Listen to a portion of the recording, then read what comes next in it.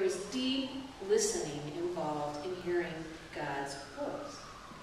And if our lives are too chaotic or too stressed out, it's really hard for God's voice to come in. I experienced this firsthand last week. And, we're in this stage where we're building the little foundation blocks, and technology is one of those foundation blocks. And last week I had 3 computers, and none of them could I get to do the thing I wanted it to do, which was to get the worship service I put together sent off to the people it needed to be sent to. And I was really fit to be tied by Thursday afternoon when Laurene called me. And she wanted to ask me something about camp coming up at Westminster Woods and the training for that. She had just a few very simple questions to ask me about what kind of Bible study I would like to do. I could not hear God's voice in that moment at all. It was like I had let things over. There was no contact. I was like, I don't know. And she was asking me very simple questions. I could not access that God part of me to give her an answer because I was so stressed out in that moment, because I was kind of in this sense of deadline and things not working. So then Laurene was my angel. She said, is anything the matter? Then out of my mouth finally spilled this vent of what was going on with technology. She said, why don't you bring your computer up to Cameron House and we'll plug it into my internet and see if we can send it there. Laurene suddenly had a halo around her head, and I thought, that's amazing, Laurene. So I went trucking my little laptop up to her office and interrupted her meeting and plugged in my computer, and finally we got it to work, and life was good again. And then she gave me a nice, very pastoral pep talk about the need for balance and rest. How we have to live and all those things, and she was my minister and my angel to me last week, which I very much appreciated. And when I was back in that place of centeredness, then I could connect to God's voice once again and maybe give some creative thought to the things that needed to be done. Sometimes we need to deal with the tasks at hand and then find our way back to that center where God's voice can speak to us. And sometimes if we're not sure what to do, maybe we're in a place of discernment, we need to know where to go next, and we're just not sure, because life is too busy, then maybe God's voice to us is to wait. To wait until we have clarity and know how to act. Sometimes not doing is the best thing until we have clarity on what it is we're supposed to do. This actually reminds me of a quote from the Taoist Chain. Do you have the patience to wait until your mud settles and the water is clear? Can you remain unmoving until the right action arises by itself? Now, I want to be sure and say that I am not a Taoist.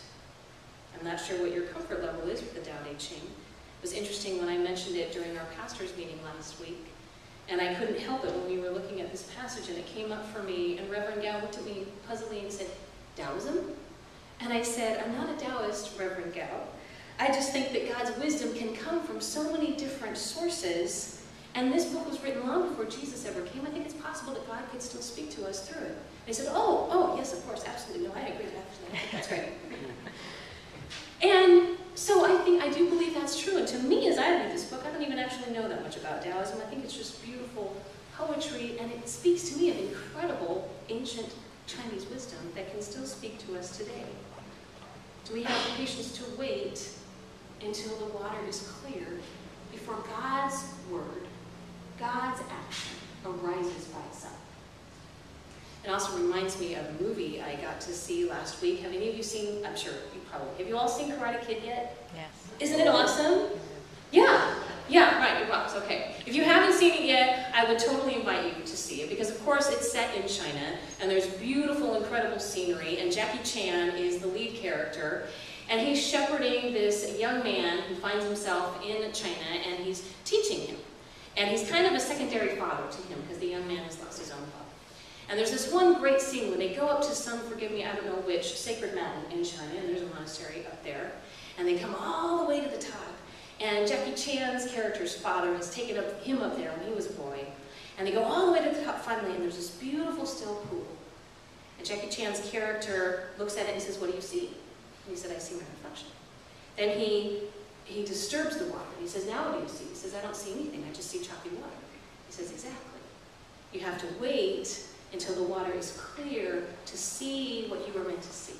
He basically tells him you have to wait until you can find that still small center within yourself before you know what it is you need to do. And I think sometimes that's what God says to us too. If our lives are too crazy, then we need to carve out that time so that we can listen to God's voice, and then that right thing will emerge.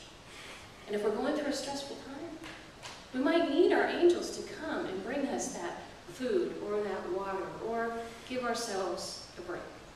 If you are grieving, if you've gone through a big transition, if you've lost a job, if you're facing a health crisis, it might be important to call on our angels first before taking action, and to give patience with ourselves as we listen for God's voice.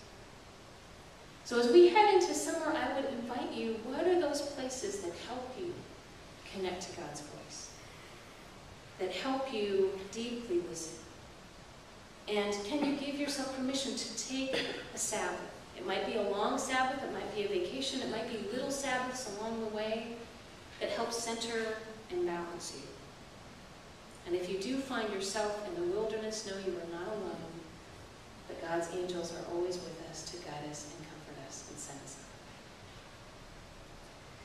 So as we close today, I would invite us just to have a moment of silence, just to rest in God's presence, just to see what is on your heart.